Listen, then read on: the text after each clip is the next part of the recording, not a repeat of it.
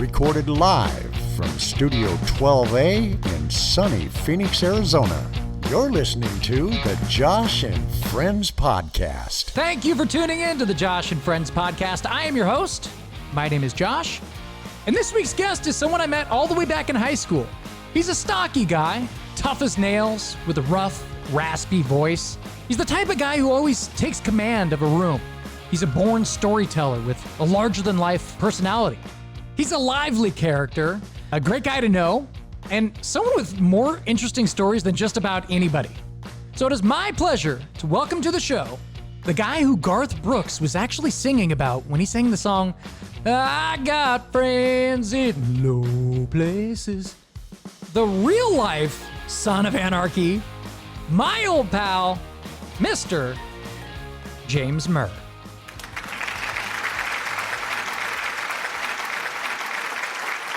All right, Murr, welcome to the show. How you been, man? I'm doing awesome. How about you, Matlock? Doing good. I've been over there in the hot territory. Well, it's always about 70, 78 degrees here, so I have no idea. It could be like 150 degrees outside. I would never know. How about you? I'm doing all right. It's been warmer than crap over here today compared to the last couple for me. I'm doing all right. I got the AC on upstairs and the AC on downstairs. Good. Wow. You know, Cool to pop. it's pretty big luxury to have AC in Washington. I would definitely agree. Yeah. I don't know. That's awesome. It's good to hear you're doing so well. You have AC. That's fantastic. Oh yeah. Awesome, dude. I remember the last time I saw you. It's been a couple of years, right? Oh, at least I think we're pushing like 3 or 4. Is it really? But, That's sad. Yeah. I was gonna try to come and meet you when you were in town last, but I've been swamped. No, yeah, dude. I don't blame anybody for not meeting me anywhere. I mean, it's always nice to see people, but you know.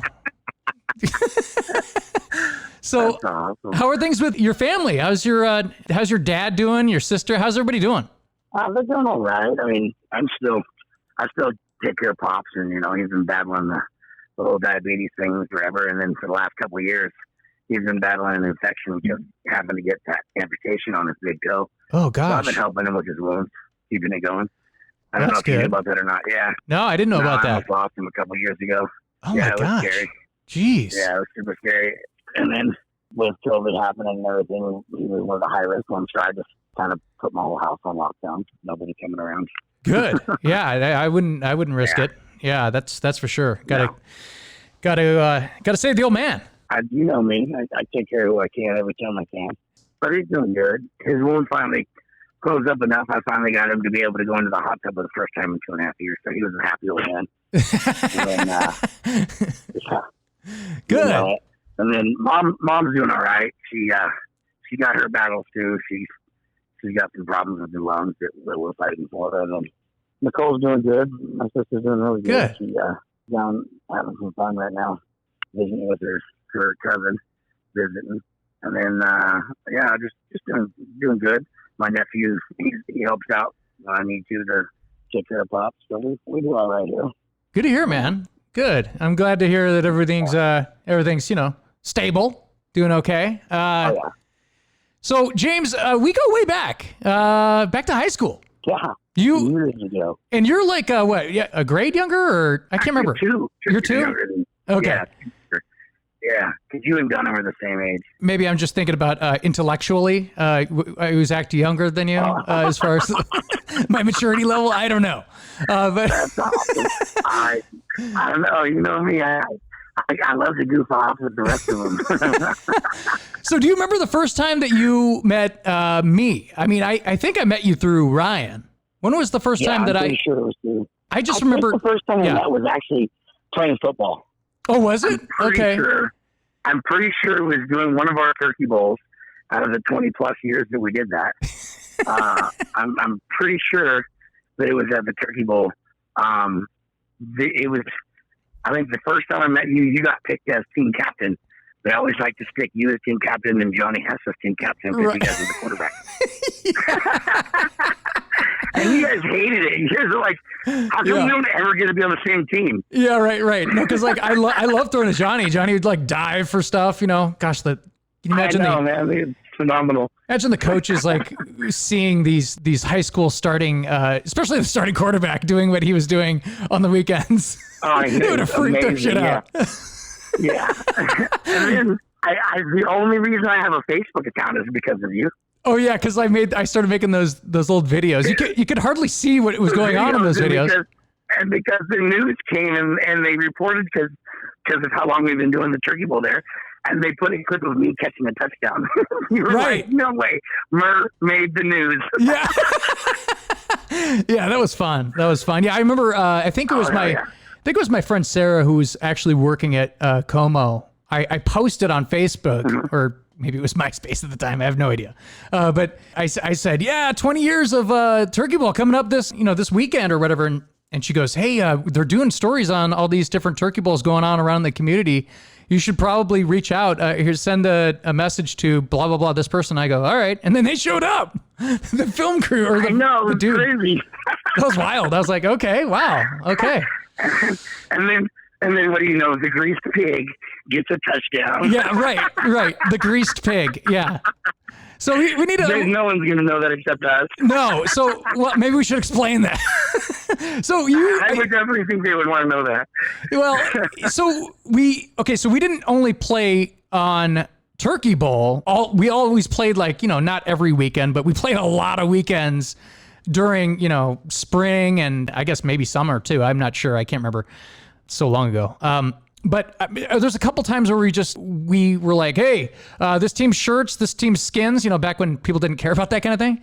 And I remember you really rip off your shirt and I just remember it's like hot out, you're sweaty and you have this pink hue about you.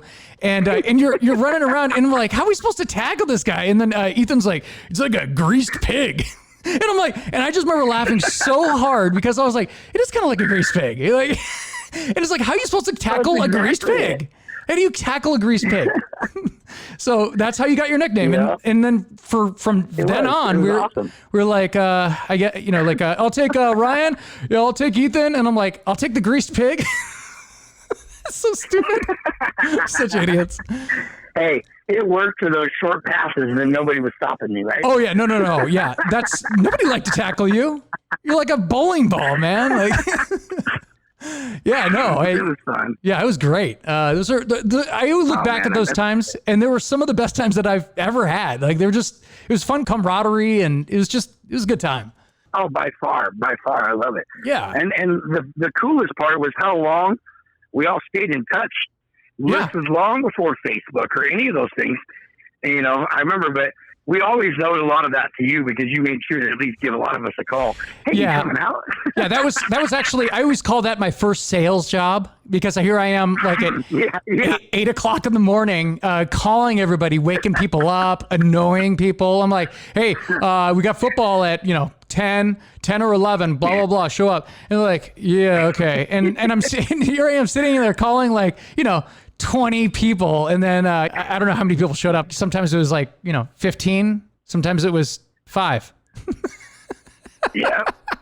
Oh, I remember, dude. Sometimes we had to trade teams just to keep it going. Oh, yeah. And then other times, man, we'd take up 4 fields of people. Yeah, totally. There were so many people showed up. Yeah. Good old days. I agree with Josh. Those were definitely some of my fondest memories of growing up. And then when we transitioned on to where you guys went over to college and you guys spent so many years over there in that area in Ellensburg, and I spent so much time over in Ellensburg going to classes that I never paid for or got any credit for, but I went the whole class. Are you serious? I've heard stories of people doing that, just to getting people that don't care about people that don't actually care about the degree. They just want the actual education. Yeah, but I learned some shit. Yeah. That's hilarious. It was awesome. That's hilarious, dude. Awesome. That's really funny. Oh yeah. But just to back up a little bit, here's the first time I actually remember meeting you. And it's funny because I remember it so well because it was all of us seniors at lunch. And remember when we used to have lunch it was kind of like at high school, yeah. It was at the outside of the cafeteria, like in that kind of like hall space of where that used to be, you know? I know what you're talking about. The little smaller area. Yeah, so you'd walk through the main doors, and then there would be like that area right on the left, and we'd always have this big group of people over there. And then you come up, and you're like, hey, how's it going, guys? And I'm like, who is this guy? Like, and you're like, but it was funny because you're all confident and everything. I was like, who is this? And I remember Ethan looking over and like, he literally said, who the fuck is this?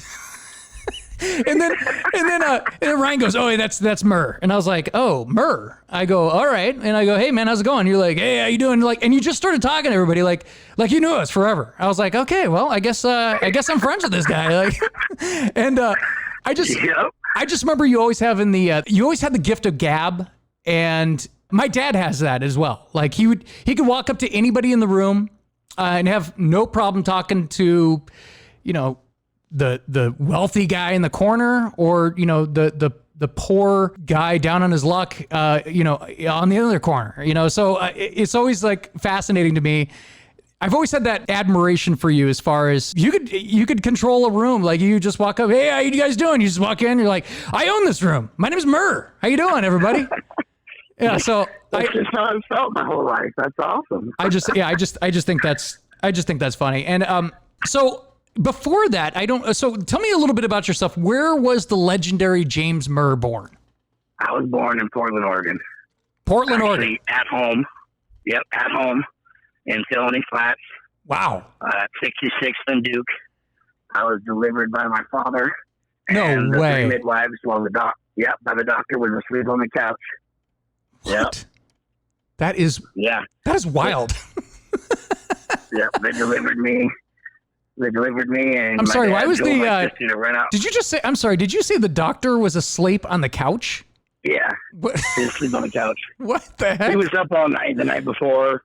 You know what I mean? He had been. Oh, he's waiting for you to. Doing what doctors do when they're on call. Yeah, waiting for me to come out. and you're like, I want out right now. I want out right now. Yeah. So I guess my dad told him to go take a nap or something. I don't know. And then in the middle of that time frame, I came out arm first, waving to the world, telling them I'm here. Wow. That's a wild story. Yeah, I don't know if anybody can really match that story. That's pretty wild. Now, I've had some crazy things happen in my life. Oh, I know. I've heard many of them. So you had a pretty wild, pretty rough like upbringing as far as like I know your dad. He's not the same guy now that he was back then. Not that anybody is, you know, but no, not at all. You have some crazy stories about your dad. Like they're pretty mind-boggling. Are you able to discuss any of these stories about your dad? Like, I mean, it's been like 30 years since I've heard these stories. So I don't know if you're able to talk about them now. I can talk about them. I mean, I don't mind. I mean, I love my dad. My dad is he's a hero to me. Your dad's like a legend. He's learned life lessons the hard way for a long time. I would say my dad is one of the main reasons why they call prisons gladiator schools, because when he was in prison, many years he was in there, it was a different time and they had to do different things to survive. And, you know, it was pretty ugly. My dad went in on a 30-day parole violation and got out 3 years and 6 months and 18 days later. So wow, I can tell you a little bit about how much fun he had. Jeez. So your dad went to prison. We have a different lifestyle. Well, yeah. No shit. We have a different motto in our lifestyle. Yeah, no. But I live by this motto that my dad taught me, and it's I don't have to live with you. You got to live with me. So if you're going to treat me wrong, I'm going to treat you way worse, and you're going to stop treating me wrong. And that's how it works. And so I learned that a long time ago. Gotcha. Yeah. No. So your dad, I don't know. So your dad was like a biker, right? Like what was your dad? What's your stories? What's the story about your dad? You could say that, but my dad never gave up his individuality. He taught me that my individuality is worth more than anything else. So where we have brothers and friends and good friends that we would do anything for and lay our life down on the line for if we needed to, I don't belong to a pack. and neither would my dad.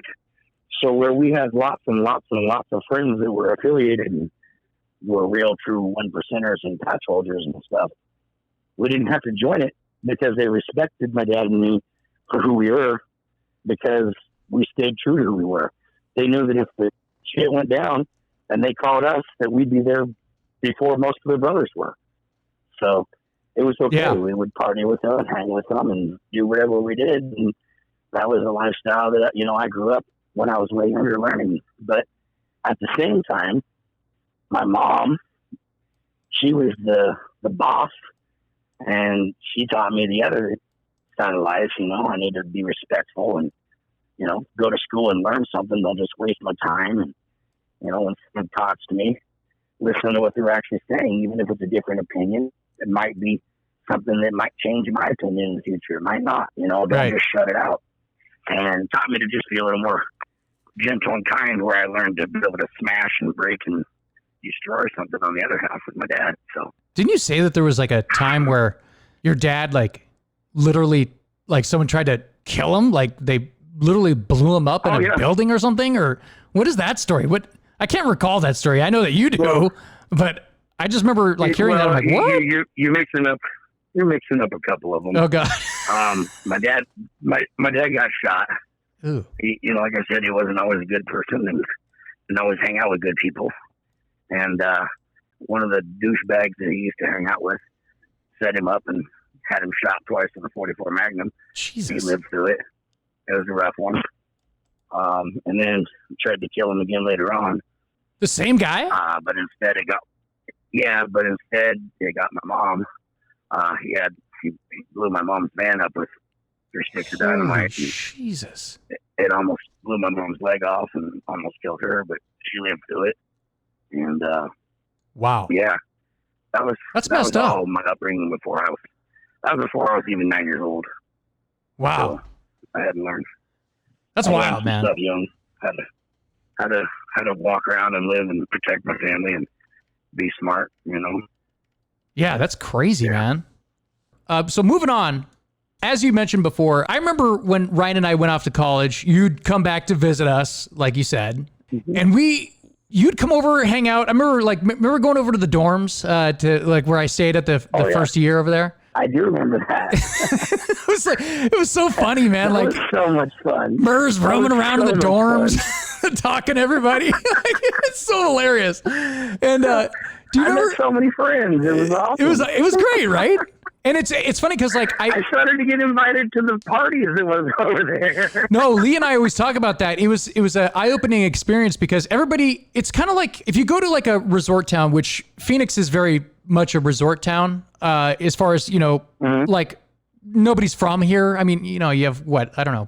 20, the way that it keeps it going. Yeah, like 20% of the people I know are actually from here, you know? So everybody, when you go to like a communal place like that and nobody knows each other, everybody wants to be friends with people, you know? It's just, you know, how it is, which is probably why people are going crazy right now because people can't get out and like, you know, hang out and everything. Friends with anybody, I know. right. Lee and I were talking about that previously on a past episode where Central was a fun place because, you know, everybody was like, hey man, what are you doing later? You want to go to a party? Blah, blah, blah. Yeah, we heard this party's going on. This party's going on, blah, blah, blah. And we're like, shit, yeah, like this is weird. Like, I don't know this person, but they're inviting me to a party. I met him like 5 minutes ago. And, you know, that's how that place was. Do you remember that one football player, Boz? Remember we called him Boz, and he was like this big football player guy. The one that lived right next door to Dunham? Anyway, not right next door, but just down from him. Yeah. Okay. Yeah. So we would see him all the time and laugh about it. Yeah. So he had the Boz haircut, and he had this. You know, he was like a big dude, and he played football, but I don't think he was a starter or anything like that. I don't even remember his name, but we just called him Boz. And I remember that you had mentioned that you were a personal trainer at the time. And he like his like eyes lit up and he's like, hey man, come here for a second. And then you guys kind of like went over to the corner. I was like, what's going on over there? And then didn't he come up and ask you for some supplements? Oh yeah. And I laughed my ass off because what he was talking about. Yeah. I was like, dude, you're an idiot. I'm a trainer, not a drug dealer. So funny. No, it was awesome. No, but then like, The funny thing about that one guy was there's this one time he was telling us this story. He was, he's the classic, kind of jock kind of guy, kind of a, he was funny, but he was kind of a dick. And he told me this one story about this one time that he was so in the bathrooms at Central in the dorms, you walk into the bathroom and you take a right to the bathrooms, and then you take a left, and then those were the showering area, right? So there was I think there was 3 different shower heads, and then they had curtains. They had just curtains in between those. And what he did this one time, he took all of the curtains. I think there was 2 curtains in between, and he took the curtains and he pulled them back, and he was sitting, and he took a chair into there for some reason. So he took a chair into there, and it was after football practice, and he goes, I get so sore after football practice that I just take this chair and I point all the heads towards the middle, and I just sit there with the shower just on me, and he just sits there, and I'm like, that's a weird story, but okay. And he goes, yeah. And he goes, and there was this one time that this guy came in, this foreign exchange student guy comes in, and he has his towel, and he's probably in his shorts or something like that. And he's like, oh, can I take a shower? He's like, leave me alone, I'm taking a shower. I was like, oh Jesus, oh God. And I just imagine the kid going, oh, and then just turning around, because that guy's a big, massive dude, clearly not naturally massive, but he's this big monstrous guy, and this little tiny little Japanese kid comes in. Can I take a shower? I just always thought that was a funny story. That guy's he's just yelling at people that are trying to take a shower. He's hogging 3 showers, and someone's trying to use 1 shower, and he's sitting there in a chair just for an hour, just with anyway. But Gotta kick the shit out of him. Yeah, right. Dude, fuck off, man. I got a date in an hour. Get the hell out of here. I was like, dude, you got 3 seconds to get the fuck out of that shower, or I'm gonna light your ass the fuck up. I'm gonna give you a beating that your mother's gonna not fucking recognize you when I'm done. Oh God! You're not gonna worry about being sore after football practice ever again, dude. Oh God! Get out of that damn shower. Yeah, fucking cocky. What a dick. Anyway, so during college, in the summers, I would go back, and I had the greatest job ever. I was working at the parks department. I don't know if you remember, I was working at the first year I worked at Game Farm Park exclusively, because there was all the other parks, and then there was Game Farm. That was so big. It was such a big park that they would have dedicated teams that would work there. And fantastic job, loved it. And during my first year there, they had me work at the park, dragging baseball fields and, doing all the just stupid stuff like mowing certain things, opening up bathrooms, dumb stuff, checking empty garbage cans, blah, blah, blah, blah, blah. Around this time, you had mentioned to me that someone had stolen the rims off of your car, and they parked the car in the back of that park in a parking spot. And I was like, yeah, what? Do you remember this story? This is one of my favorite Murr stories of all time. Yeah. And oh man, I was so pissed. And you're and you go. I did. You're like, oh yeah, no, don't worry, I'll get him back. And I'm like, oh, what are you talking about? What do you get him back? And I'm like, in Josh's world, which is most people, my car gets broken into, shit gets stolen, and I'm like, well, that sucks. Either you file a police report and that's the end of it, or of course, the cops, they're not going to do anything. Or you call Murr. Yeah. Right. And so you come up to me a week later, and you said that you saw the guy driving around with your rims, right? Is that how the story goes? You said you saw this guy. Oh, yeah. And I'm like, how do you know it's the guy? And you're like, oh, I know it's the guy. And I'm like, how do you know it's the guy? And then you're like, oh, I'm going to get him back. So you got to explain this story. I don't understand how this even happens. Did you know this guy, or what was the story behind this? Well, so I put the word out to the right people that work in the street. Again, here we go. Know what's going on, with the right people. Out to the people, and I let them know that my stuff needed to find its way back to me real quick. And a good friend of mine that I've known for many years called me back later that day and said, man, I know where your stuff is, and they didn't know it was yours, and they're really sorry. Oh, God. And I said, well, that's not gonna fucking cut it. Where's my shit? So he tells me about it. What do they expect the response is going to be? There and I picked it up. I got my car, and we stayed gutted it. All my stereo stuff, my Recaro seats, my rims off my car, my cold air intake, my exhaust. It just thievery crap. So I asked my friends to look into it and to let me know who's got something up for sale that they were trying to pawn off real quick, because it's still on sale. And 2 days later, I got a phone call from somebody that was trying to sell some Nikki rims. Oh, well, that's God. exactly what they stole off my car. So I'm like, okay, well, let's look into this, So I played it off like I was just Joe Schmo going to go buy some rims, and got the guy's number and met up with him. And when I met up with him, he also happened to have my 6-disc Pioneer CD changer and deck from the car that he had stolen in the car that he had. Oh, my God. So when I seen that, it kind of sent me over the edge. So I grabbed him. I just put a gentle application of my forearm to his throat and took away his oxygen for a few minutes and told him that I wasn't playing and that was my stuff, and all of the rest of it needed to find its way back to me right now.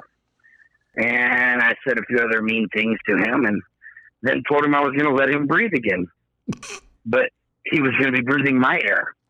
And he better give me my shit. And I let him breathe, and he seemed to be happy to breathe. And then I asked him where he lived, and he kind of hemmed and hawed, so I just took his wallet out and looked at his ID and seen where he lived and gave him his wallet and ID back and said, all right, let's go to your house, get in your car. And you're like Dog the Bounty Hunter. You're like followed him to his house and made him take my rims off of his car and put his stock rims back on, made him load them into the trunk of my other car, made him give me my stereo stuff back, made him give him my intake back, all my stuff that he had with him, and then told him that he owed me $1,000 for the damage that he caused to my car. Oh, my God. And he had a week to give me that $1,000. And he gave me the $1,000. Now, didn't you tell me? I thought you told me too that who knows? This could be a different guy. I don't know.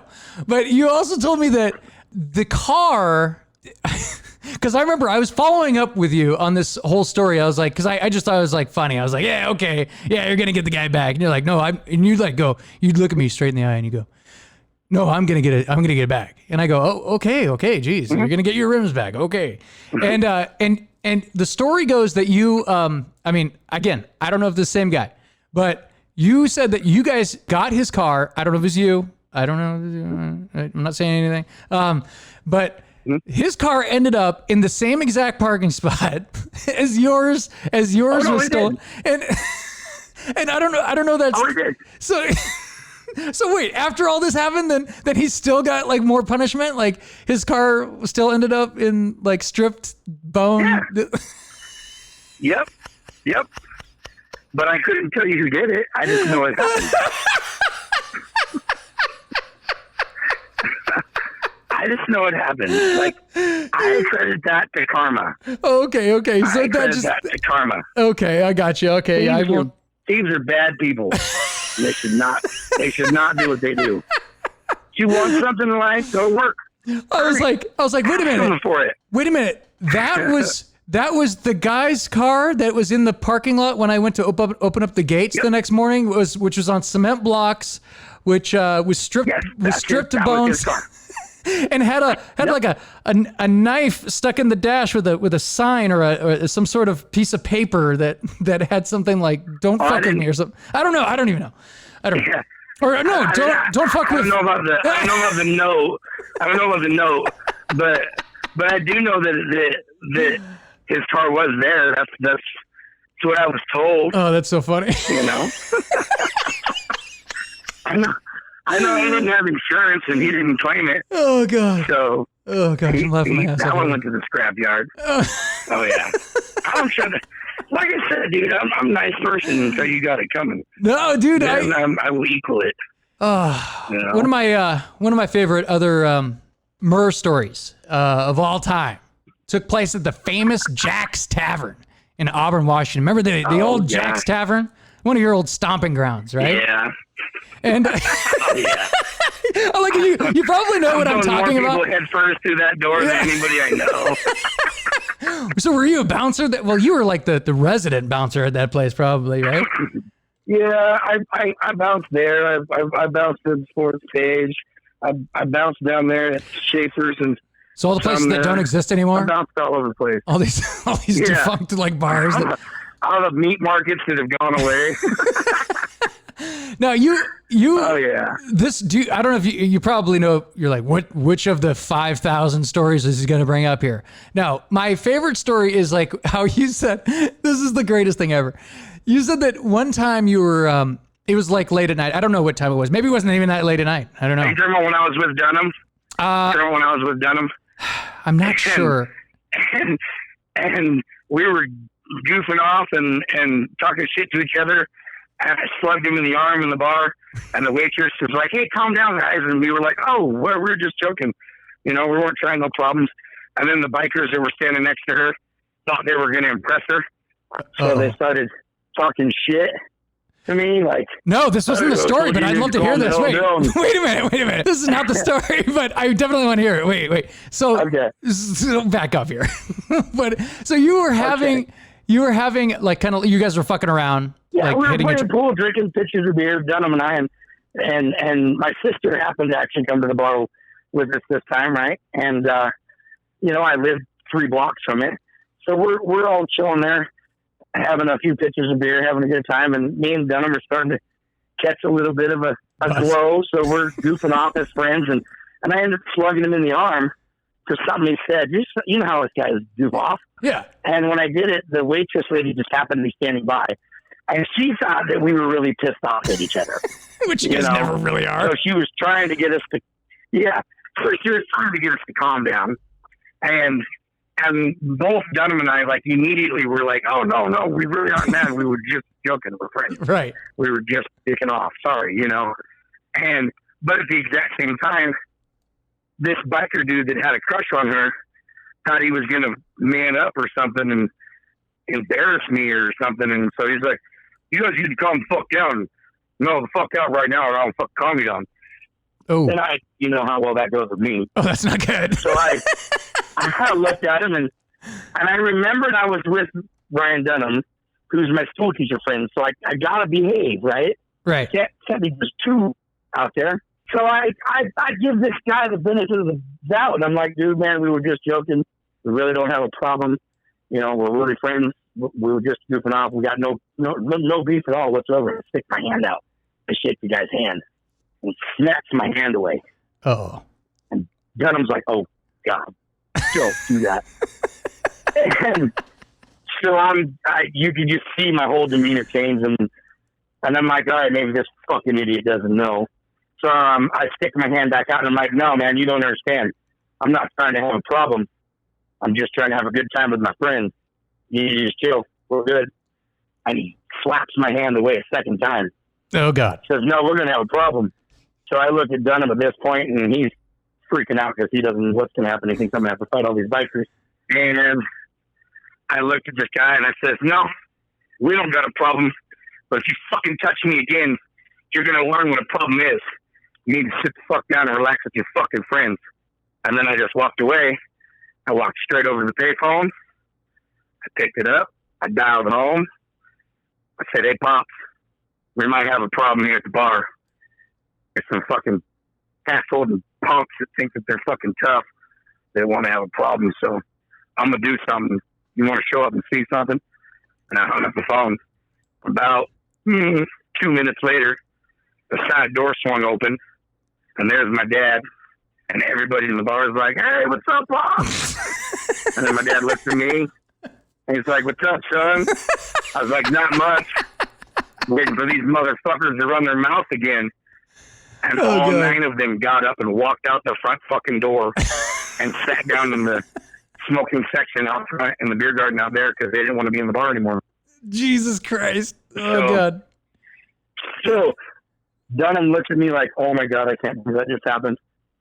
And he's like, what are we doing? My dad's like, well, it looks like we're drinking beer. So we stayed and drank another 4 pitchers of beer. 4 pitchers. Having a good time. And waiting to see if any of them wanted to get indignant. And then by the time we were done, ready to leave, Dunham went and got in his car, and my sister went and got her car to come around to the side entrance, and I was going to jump in her car. And my dad had already gotten in his car and drove away. Well, my sister comes pulling up to grab me on the side, and one of these dumb, drunk fucking bikers that didn't know opened up his mouth and was like, what's up, bitch? Okay. And my sister, when she pulled up, and that was the wrong thing to say while I'm standing right next to him.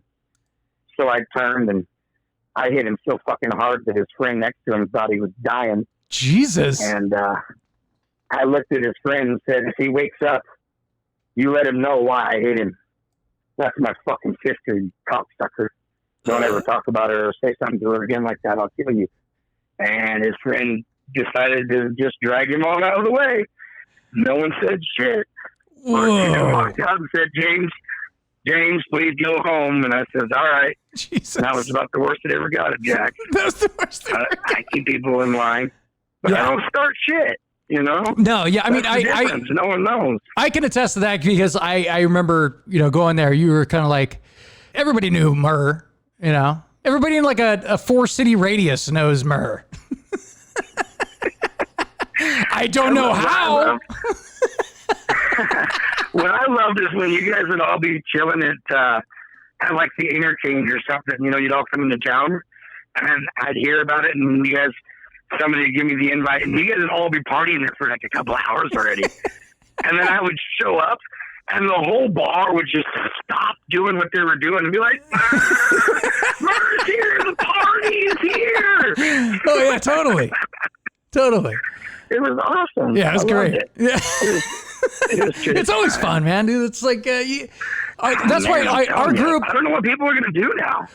yeah, I don't know. I think it's going to go to like private memberships or something. What are people going to do for a good time? Right. Here's my You know? card. I just got tested for, I'm COVID free. Yeah, I'm telling you. So ridiculous. Oh, yeah. Like, I remember the bars opened briefly here, and I went out a couple times, and I'm just kind of like standing in the corner. I'm like, what the hell am I doing here? Like everyone's like, yeah, like hugging and like close talking and shit. And I'm like, do they know that this is kind of still like going on or no? And then all like half they didn't care. They were all cooped up. And of those people are already down with COVID. Yeah. Like they're already like down, dude. Yes. It's crazy. I was like, whoa. Oh, it is. Yeah. So, And that's the thing that's crazy, because all of our life, think about that. All of our life, we were taught when we meet someone, it's respectful to look in their eye, right. shake their hand, and treat them with respect and pay attention. Now it's like, whoa, dude, you're way too freaking close. Yeah, right. Back You up. push them away. Whoa, dude. Whoa. Yeah. Yeah, God. Here's one you'll love. Sure. Here's one you'll love. Well, you know me. I've carried a gun for so many years, it's ridiculous. Usually multiple guns, you know me. Yeah. I've been legally carrying a gun for a long time, and I also open carry. I don't always conceal. I a lot of times open carry because, in my opinion, it's a deterrent. You see me, as thick as I am, and standing there with a gun on my hip, you're not going to act a fucking fool. I think you're going to think twice. I think you walking in just how you are is a deterrent. That's just my opinion. That's just my opinion. I mean, not that hey, I know you. I know you, and I'm like fucking hella close with you, so I'm cool walking up to you. But I see that guy walking in with a frown on his face, big old beard, and looking all scary and scruffy. I don't know if I'm gonna be like going over to that guy. Hey, you know what? I think I want to make friends with that guy over there. I want to start a fight with him. Yeah, I don't think so. No. I love it. You crack me up. Yeah. You know that I celebrated my 18th, my 19th, my 20th, and my 21st birthday, all 4 years. I celebrated my birthday at 4 different bars all 4 years. Are you, for where? I celebrated it at Jack's. Oh, you did? I celebrated it at Jack's. Your I celebrated 18th? at Sports Page. Oh, like your 18th and 19th? My 18th, my 19th, my 20th, and my 21st birthday. I celebrated all 4 years at all 4 bars. That's hilarious. Yeah, you definitely. Remember Raiden's? Do you remember Raiden's in South Auburn? Raiden's, of course. By the bowling alley? Of course I do. Yeah. Before all the stabbings and shooting? Yeah. And then Draft Choice, that was the 4th bar. I love to have to say that. Draft Choice is the only bar still open out of all of them. Wow. Hey, you know what? I celebrated Benham's 21st birthday. By the way, we completely skipped over. 19. We skipped over the story that I was going to tell from Jack's that was. Oh yeah. Let's go back to that. No. Let's go back to that. So There's so many stories about Jack. Oh, I know. Oh my goodness. But this story, you said, I don't think you said you weren't even drunk, or even, I didn't even know if you said you were even drinking. It's one of these times where, so you're walking out to your car, and you go up to get in your car, and you see some guys literally in your car. He broken into your car, and he's trying to strip the radio. Oh, yes. And you go, and you, oh God, this was the best. And you go. You just casually. I'm like, oh, most people would like either freak out or still like, probably Chuck would probably scream or something. But you just walk up and you go, "Can I help you with something?" or something like that, something funny like that. Yeah. And do you need a tool for that? Yeah, that's what I asked him. Do you need a tool for that? And he looked at me like, "Are you for real going to give me a tool for that?" So I punched him in his fucking mouth. Damn. No, stupid, that's my car. And you said he fucking lunged at you or something? He like lunged at you. Oh yeah. And then, so when he did that, I just kind of sidestepped and bounced his head off of the door, like in between 2 car doors, the front door and the back door. There's a pillar right there, and it's really hard. So I just used that to bounce his head off of it. And it was awesome. And it got even better because my friends were there, and they seen it as I bounced his head off of that, and he's bouncing back. My friend football punted him in the face, and it did like a complete 360 in the air. Jesus! And lands on his head, and then he bounces back to his feet like it was nothing, like it didn't even phase him. And his eyes are like huge; they're like just all big as bugs. And he looks at us all and he screams. He's like, "I'll kill all of you." And he reached up like he was going to punch us. So I dropped him, bam. And he fell about 8 feet back to the ground. And then I got mad because when I punched him, I didn't turn my hand quick enough, so I hurt my thumb. So that sent me into a fit of rage. So I decided to pummel on his face a little bit and stand him up. And then he wanted to fight some more. So I took the wind out of him again by breaking his ribs. It was fun. I had a good time beating on him. I beat on him for about 5 minutes. Again, another 9 cop cars. Another example of you walking into a situation and then someone like lunging at you or like, starting shit. People don't know. I don't know. I've had a lot of fun, but I've also had a lot of training in my life. That's the other part. I'm not just some big badass. Well, nobody would walk up and say, "Hey, man, you need a hand with that? Can I give you a hand with you breaking into my car?" Most people aren't gonna like react that way. Like that's just not something that. Let me time out. Let me throw this in. They hear me on this radio, but they don't physically see me. Okay, so if you physically see me, you'll know that I'm like this 4.5 foot tall dwarven troll. I'm actually 5'6", but I got like no legs, and so I like how you sell your own self short. I don't got a lot of reach, and so I gotta close that gap to get next to you sometimes, so you can't run away from me, right? Well, that kind of brings me to another point. Good old Jack's Tavern. Talk about a dive bar. They had great food though. Great food at that place. But they had great food, right. So, but yeah. Who the hell designed that bathroom? Was it Andre the Giant? Like, you remember that place? You go in there, and the counter sink was like up to your chest, and there was like this one urinal that was like you had to like stand on your tippy toes to take a leak. I'm like, what is this place? What is going on? Who designed this place? What is this? I'm with you. We've all seen the short urinals. But nobody's ever, until you came to Jack's Tavern, seen the extra elegante urinal. Right. You've got to stand on a stool to be able to piss in this fucking thing. Yeah. Right. Yeah, isn't that fucking weird? It's like bizarre. Oh, man. And then have you been there since they changed it to Burbon Jack? The Bourbon Jacks? Yeah. Yeah. They turned it kind of like more into like a You want to laugh? like a You wanna laugh club really or something. hard? Yeah, Check this out.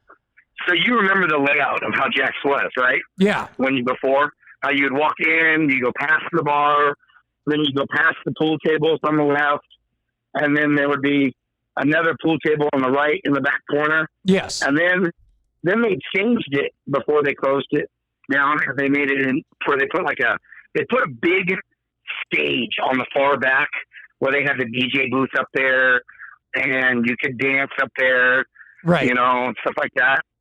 Well, then on the back right corner where they had built the stage on the left side, they built like a seating area, where there was a couple benches, Sure. and like almost like couches in the back corner.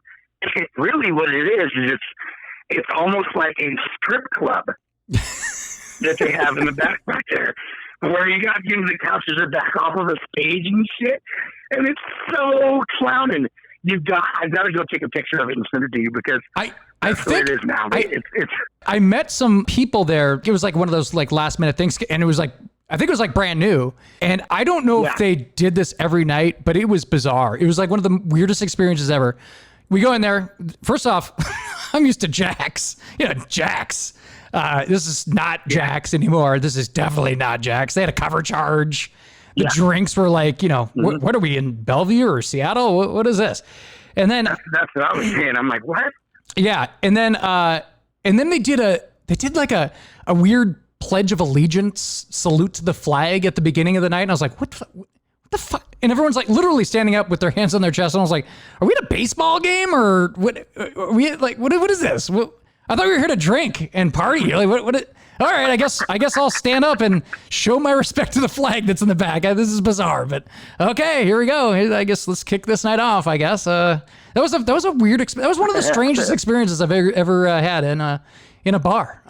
But the remodel did look nice. It was nice looking in there. I don't remember the layout like as much, like you said, but is that place still open? The bar is still where it was before. And that, but everything else has been swapped around a lot. Like you said, it's not a dive bar anymore, but yeah, it definitely isn't Bellevue. Yeah, right. They want to treat it like it is. Yeah. They're not. They're definitely not in Bellevue. They're in the middle of like Auburn. Auburn is crazy now. There is no bars in Auburn anymore. They're all closing down pretty much. Thank goodness, they're all crappy. Well, speaking of shady bars, I always found dive bars to be just way more fun than clubs or nice bars or anything like that. They're just more fun. And occasionally there would be some like you said, some assholes that you'd run into. And Murr, you were always our go-to guy for emergency situations. I know. We'd have you on speed dial for all these like shady situations, and I just remember this one time. I mean, this is one of many times. But this do you remember this one time we were at the Interchange, another super dive bar in Kent? It was behind a Denny's, to paint a picture for people that might be listening to this.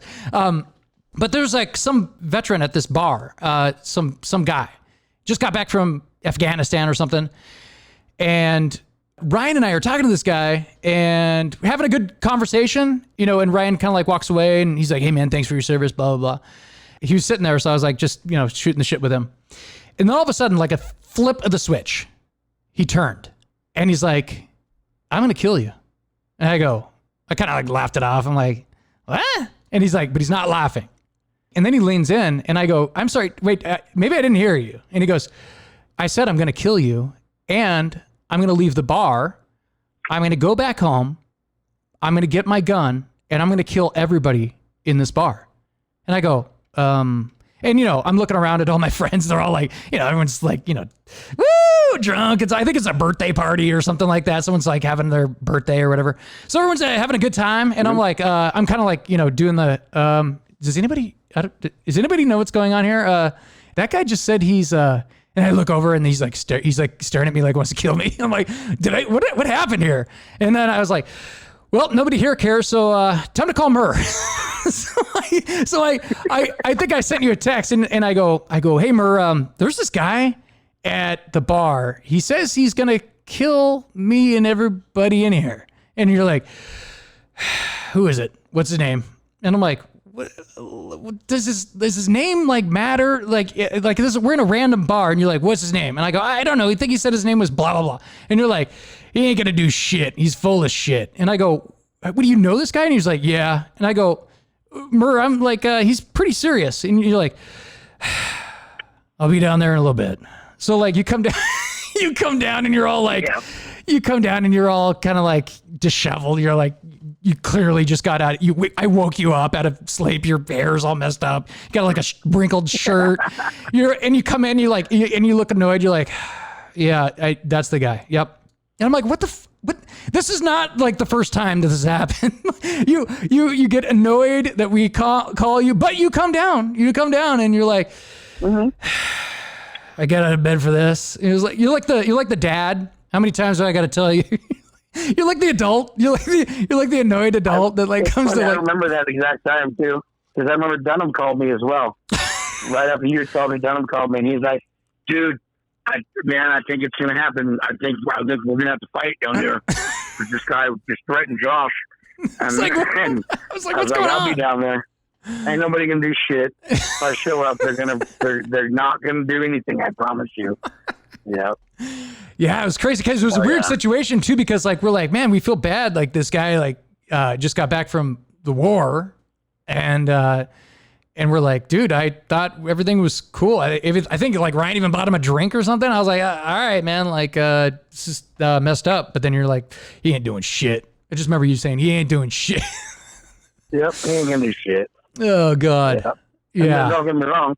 If I wouldn't have shown up, he probably would have done something. Yeah, could have. Yeah. He probably would have, but I don't think he was going to do what he was talking about doing. Right. He was just in a different state of mind. And I knew him.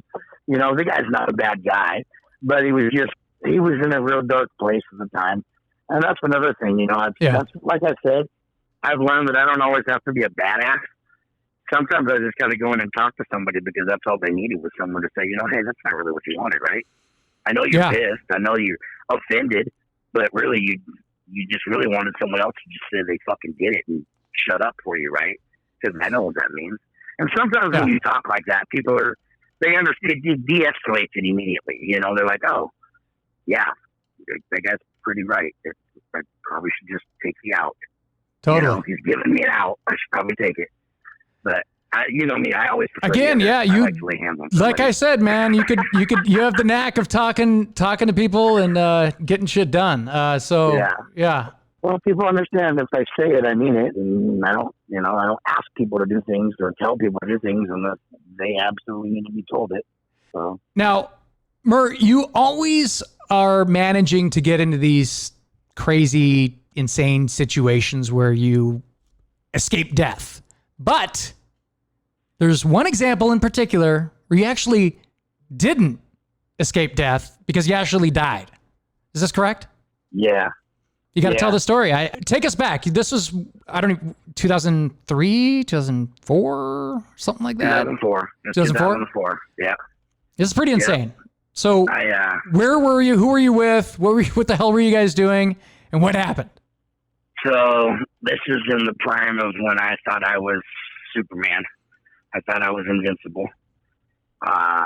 Me, I'd snatch two full-grown men up at the same time and beat the shit out of them together.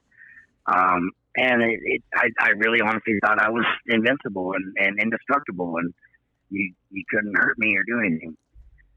So I broke up with my fiance at the time up here. You'll remember Robin. Yep. And I packed up and went down to Portland to go visit with my cousins and, cause trouble down there like I do. And I went down there, and the way I made my money at that time was to collect. I collected money from assholes that owed, and because I was good at it. And if I came to pay you, you would pay me. So I was down there doing my thing and making a good living. I also did windshield repair. I did automotive glass.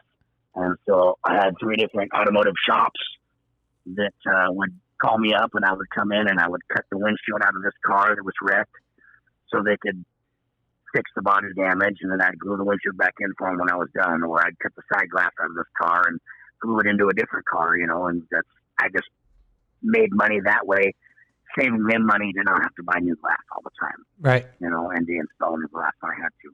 So I made really good money, and I was partying with my cousins, having fun, and like I said, I thought I was invincible. And it was 3 o'clock in the morning. We were coming back from Gresham, from Club 505 at the time, to Portland.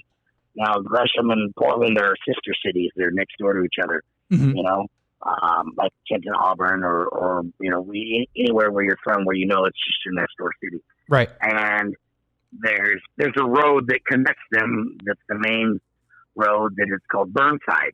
And it is a 35-mile-an-hour, one-direction, one-lane road with railroad tracks in the middle, and then one lane going the other direction with houses on the sides of it, so it's residential. Yeah. And the railroad tracks are for what's called the MAPS tracks. That's the public transportation in Portland. It's an electronic bus train combo. And so it runs through the main part of the town right there. And the roads they're kind of curved, sloped for drainage, if you know what I'm talking about. Yep. And like I said, it's a 35-mile-an-hour, one-lane, one-direction road. My cousin and I were drunk leaving the bar. He was driving 97 BMW M3, and we were doing 160 mile an hour down that road. Sounds safe. And when we hit the intersection, it's not a slight bump anymore. Now it's a jump. And the car went in the air. When the car came down from that, it bottomed out. And when it bottomed out, it crushed the third member of the rear end. So if you've ever been going fast in a car and had somebody pull the e-brake, the car does what's called yawing. It loses control and the rear end starts to pass the front end. Oh, God. And you're not going to stop it. At 160 mile an hour, that's kind of dangerous. So yeah. We're in the car. My cousin loses control of the car, and it bucks off the side of the road, and we clipped a telephone pole with the rear trunk of the car.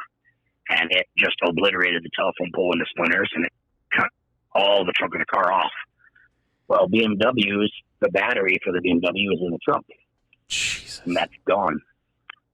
Right? That got obliterated with the telephone pole. And that didn't even stop the car. That just sent us sideways another direction. And then we started ripping fence poles out of the ground as the car drove through it. And, so it's still going. Oh, yeah. Because, I mean, at that speed, you're not going to, it's not going to stop. Yeah. So you're just plowing through shit at this point. Yeah. So the top bar to the chain link fence that you grab when you climb over it? Yeah. That speared through the windshield, just like in the movies. And it crushed 13 centimeters of my skull all the way to my brain. Yeah. And that sent us into a 40-foot fir tree. And that snapped the fir tree over the front of the car, stopped the car finally. And we impacted so hard there that it slipped the alternator a football field and a half down the railroad track. Wow. Yeah. How are you alive? My cousin jumped up. Yeah. My cousin jumped out of the car and tried to run for some help. Was your cousin okay? Oh, he had a sore shoulder. Oh, my God. Because I've seen the pictures of you. You look like, seriously, honest to God, like Frankenstein's monster. So a big hole in my head did. Yeah, it was like... Yeah. Wow. So the police show up. They immediately arrest my cousin for vehicular homicide and felony DUI and felony fleeing the scene of an accident. And the ambulance shows up, and the police tell the ambulance, don't touch him or move his body in any way. You'll be tampering with evidence. He's dead. It's a crime scene. Yeah.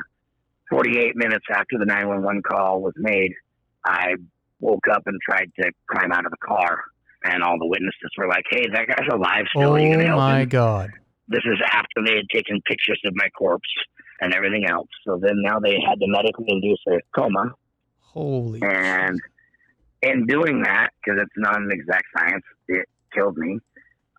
It made me flatline. They had to defibrillate me, intubate me, and hook me up to life support. They drove me past a couple of hospitals to the third hospital to Emmanuel, which is like Harborview up here, but even bigger. It's their trauma ward, where I got really lucky. The chief neurologist of all of the VA hospitals in the whole Northwest happened to be on call that night at that hospital to help me put my broken skull back together. That's when they called all you guys and said that you guys need to come say goodbye. I'm probably going to die. And if I don't die, I'll probably be a vegetable. Oh, yeah, I remember that well. Not, I'm probably a quadriplegic. And so that's when you and Dunham and Lee and everybody came down to say goodbye. Yeah. In the ICU.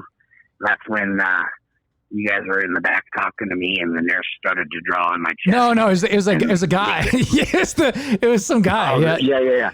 Well, I guess it could have been a nurse. To explain what was going on. And it's something that I don't, it's probably something they do all the time. You know what I mean? Like they just don't even think about it, because they have other bigger shit to worry about. He had his manila envelope and he's trying to describe something. And he's like drawing something and he sets he sets it on your chest. And Lee, the look of Lee's face was just like, what the fuck, dude? What are you doing, dude? And I was like, Lee was really offended. And then we laughed because they were like, okay, visiting hours are done. And then we were like, all right, let's go to a bar. All right. And we go to some bar. I went to a fucking kitty bar. Well, Portland, and it was funny because I don't know if we knew this at the time, but Portland has more strip clubs per capita than anywhere in the entire country. And we walk into this place. It's a normal bar. People shooting pool and stuff. And we're like, yeah, can I get a drink? And then all of a sudden we're like, Lee looks over and he's like, what the hell's going on over there? And in the corner, there's some girl stripping. And Lee's like, I'm going to get some dollar bills, guys. I'll be right back. And we're like, what is this place? What the hell? It's like a normal bar. And what the hell? That was weird. So that was our little story, when we were on break before we could go back and, visit and everything. But I was like, that was weird. It was a weird experience. What I love is 6 days later, you guys came to my aunt's house to come visit me. Yeah. And I answered the door. You guys about died. Oh yeah, dude. You're like, my God. Listen, I still have this. I was going through pictures of us, groups of us and everything. Yeah. And there's this picture of me with you, and I look like I'm still in the state of shock. That is probably the same day. I mean, even if I tried to force a smile, I don't think I could do it. And you are. It looks like it was like your birthday or you just won the lottery or something, which you did actually. But because this is wow. Nobody, these pictures are they're pretty horrifying. If you see these pictures, you're just stapled up, just your whole head was just nuts. And the fact that you came through and you're as perfect as you are now, what did they actually put, did they just stitch you up or did they actually put plates and shit in your head? No, I have 4 titanium and cranial fixed implants in my head forever. Did you ever play marbles when you were a kid? Yeah, sure. You know what jacks are? Sure. So basically I have those little metal jacks, but on each of those little ends of the jacks, it has little clips that hold bone, if you can imagine that. Wow. And I have 4 of those that are in my front left temporal lobe that hold all what was broken skull back together, and then it healed. Normally your skull doesn't heal. Normally when you break your skull or fracture it or crack it, it becomes toxic to your body and it has to be removed or you'll die. And so I got extremely lucky on so many occasions on this thing. It's crazy. Do you have any side effects from that accident? Oh, every day. I live in more pain than most people could tolerate. Jesus. I deal with headaches that you couldn't even imagine. So, on a really cold winter day. Yeah. When you were growing up. Yep. And you walked outside and you went and you grabbed that metal handle on the side of the truck and your hand stuck to it because it was cold and it's hurt. Yeah. Imagine that trapped inside your head. Yeah. Yeah, that's not good. That's what I live with on cold days. And that's just from that injury on my head. We didn't even talk about the motorcycle wreck, Well, that's one of the reasons. I'm on live 7 out of 9. Jesus. Yeah. So I didn't know that you still had some serious pains like that. I do. I just, you know me, I'm pretty ornery, so I try to ignore it, and I don't do pain meds because all they do is cloud my brain. So, wow, it's just something you just kind of suffer through. Yeah, I guess that's probably kind of why I get ornery too. That's why I can be ornerier than most, because I just live with it. Well, one thing that I have noticed with you over the years, and I don't know, maybe this has contributed to that. You've always done well with the ladies. And again, this could be going back to just walking up and just talking to people just like normal. You never had trouble in that department. And it's not because you look like John Stamos or Brad Pitt or anything. It's the self-confidence. Yeah. You have that alpha male, you have that Tony Soprano vibe where you walk up and you're like, just like, you don't give a shit. You're just like, talk to people and you don't care. And I remember this one time, it had to be a few years ago now. It was one of those times where I came back up to see everybody. And I was like, hey, if anybody wants to join up, I'm going to be at blah, blah, blah bar. What bar was that up there? What is that, Gonzo's? Oh, up here in Covington. Yeah. With Gonzo's. It's a different bar now, but yeah, with Gonzo's, yeah. Gotcha, yeah. And I remember this one time, it was funny. It was like me, you, my brother, Ryan, and Kevin, right? And we all went up there. Yep. And we're having some drinks, and we... This is awesome. We're all going up there, and we'll get our seats. We get our pictures. We're like sitting there just shooting the shit. And I was like, oh, there's karaoke going on tonight. All right. And I go, whoa, who the hell is that? And you're like, oh, that's blah, blah, blah. And I'm like, what? And I was like, oh, yeah. We dated for a while. And then I think Kevin's like, bullshit you did. And you're like, no, we did. And I go, you dated that chick. And then you're like, yeah. And then you get up and you go up there. And you start talking to her and you like kiss her, or not, on the lips or anything, but you like, I was like, what the fuck? And I was like, okay, you come back to the table and we're like, okie dokie. Well, sorry we questioned you, man. But there's like a lot of times like that where you're just like, oh yeah, no. Again, everybody in a 4-town radius knows Murr. Everybody knows him on some level. No, That's awesome. But you talk about how that was that accident happened in the prime of your like indestructibleness, and it seems that you have kind of like my buddy Jordan's like this too. He was in a serious motorcycle accident, and he's kind of like tamed down. He used to be kind of like in your face, like, oh yeah, oh come on, he like pushing you and shit. And you're like, dude, whoa. Yeah. So like, but now, like you said that you get ornery and stuff like that, which is, yeah, I get that. But you also like seem like you're more happier. Could that be that you're like on borrowed time? You're just like, I mean, dude, I died. Oh, big time. It's big time, man. No, that's 100%. You people don't get it. Is I can walk out my front door and smell the polluted air in this town. Yeah. And be happy. Right. And be like, gosh, it's a good day. Oh, man, you got a cute kid, Yeah. Hey, that's an awesome looking dog. I can have that appreciation. I can be so much more appreciative because I'm like, you know what? I wasn't promised this. Right. I can show you where my life could have been something totally different or nothing. Gone. And so I can appreciate that. But Absolutely. I also get the others from it too. Yeah. Where I try to keep the upbeat attitude from it. Because it does give you the other ones too. Don't get me wrong. There's been many moments where I've sat around and had the woe is me, this life fucking sucks. Why did I have to get injured? Why do I have to deal with these emotional roller coasters every day? Trust me, we all go through them. And I pity my loved ones the most because they have to deal with me always, even when I'm shitty. You know what I mean? Yeah. And so that's where I try to keep a better upbeat life attitude, It's good. It's the only thing that's going to make it enjoy. I mean, I have learned that life is pretty short and you could die right now of nothing to do with your consequences. You didn't know it. It just happened. So I try to enjoy the things I can a lot more now than I used to. That's a good way to put it. It opened up my eyes for that. Absolutely. Speaking of life being threatened, I'm going to switch it up here a little bit. This next one, I'm not sure if you remember this next one. You probably do. You have a pretty good memory. Do you recall when Chuck and I were filming this dumb movie of ours where we were making fun of Ryan? And I wanted to come over to your place to capture you in your own environment. So I come over to your house with my tripod, my camera, a sheet of notes for questions I wanted to ask you. and you answer the doorbell, and it sounds like the most terrifying scene that I've ever heard. And you open up the door, and you had these two pit bulls, and you're like, kind of like backing them away.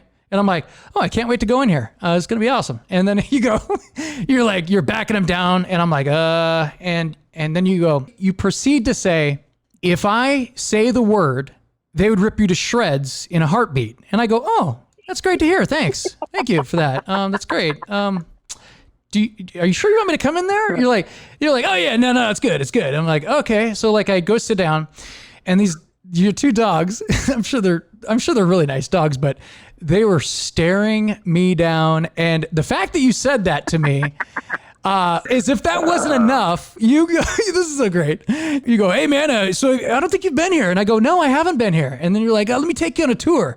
So you take me to your back, like kind of like your back room. I think it was like that place that was by the drive-ins. You were sharing. Yeah, I know what you're talking about. Yeah.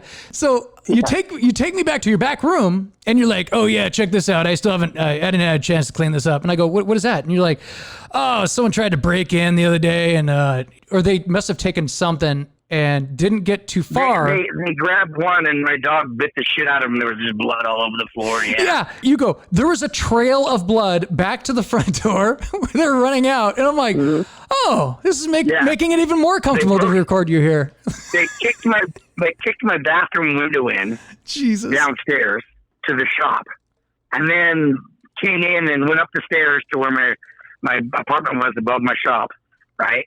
And their timing was just incredible, because my guns weren't in my safe at the time. I had moved the safe and I hadn't put the guns back in it yet. And so they had grabbed my guns, and my dog Piglet attacked them. And most people don't understand. My dog Piglet, I named her Piglet because she snorted like a pig, and her ears would move like Piglet off a Winnie the Pooh. But that dog had like the biggest teeth of any dog I've ever known on the earth. And she would do anything for me. And if I told her to watch you, she would watch you. Was that the white dog? No, that was the Brindle one. Okay. The white one was Jules. Okay. Yeah. And are your dogs still around, or? Well, Piglet passed away 6 years ago. Oh, sure. And Jules passed away last August 30th, my dad's birthday. Sorry to hear that. But I have another one. I appreciate it. I have another one now that's 2 years old. Her name is Penelope. Her full name is Penelope Supercalifragilisticexpialidocious Murr. Just because it fit on the actual birth certificate. No. And they didn't charge for a letter. That's so ridiculous. You know me. Now, I distinctly remember during the entire interview, your dogs are just staring at me like a piece of meat. And, but you go, I think you pointed over to the white one, and you're like, especially that one. She's especially protective of me. And I'm like, oh, okay. I was like, I'm like, oh God. Oh Jesus. I'm like, hurry up and answer these questions and get the hell out of here. I was like, and people are trying to break into this place, and I'm trying to get the hell out. So I'm like, these people that like are just always constantly pushing you, man. I don't know who these people are, but it's certainly not me. It's certainly not people like me. I'm just saying.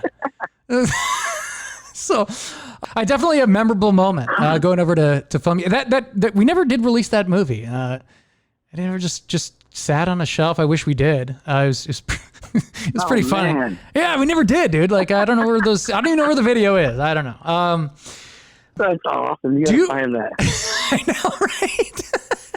I must have gotten pictures of the dogs or something like that, because it was just it was funny. Do you remember when we went to Vegas for Ryan's bachelor party? Oh God, the 5th birthday is gonna bachelor party. Yep. It was so great. I just remember right when we got to the hotel. We get to the hotel. We're all standing in line checking in, and I turn to you guys, and everybody's when you first get to Vegas, it's like the greatest thing ever. Everyone's like, woo! Everyone's like in full party mode. It's like, I cannot wait to drop my bags and fucking go out and get nuts, get crazy, get partying. Let's go. Let's do this. Boom. And then I remember we're in line to check in. And I turn to you guys and I go, did it just get really cold in here? Like really, really super cold? And everyone's like, what? No. What? No. And I'm like, oh no. Oh man. No. Cause like, you've been sick enough. You know when you get a cold. Mm-hmm. And I literally got a cold right where you're standing in line to check into Vegas. And it was funny because, do you remember Chuck on that trip? Yeah, Chuck never left his bed. Never left his room. Chuck, I flew I flew out from visiting Chuck to Vegas from Chuck's place, and Chuck was driving, and then halfway to Vegas, Chuck got sick, and Fetus was fine. Fetus had to be the host. Yeah. He was the host, so he's fine. Chuck and I deathly sick. Do you remember that trip was the first time I've ever been 86 from a bar, and I got 86 from a karaoke bar with no voice. Oh yeah, with no voice. With no voice, remember? Because you guys put me up, you guys put my name in to sing, and so I'm screaming into the microphone the song, and then my song's done, and I'm tanked. Remember, we were drinking 191 all night, and I'm tanked. And it's not my fault the asshole coming up after me, his name was James too, I thought it was my turn to sing again. Oh, God.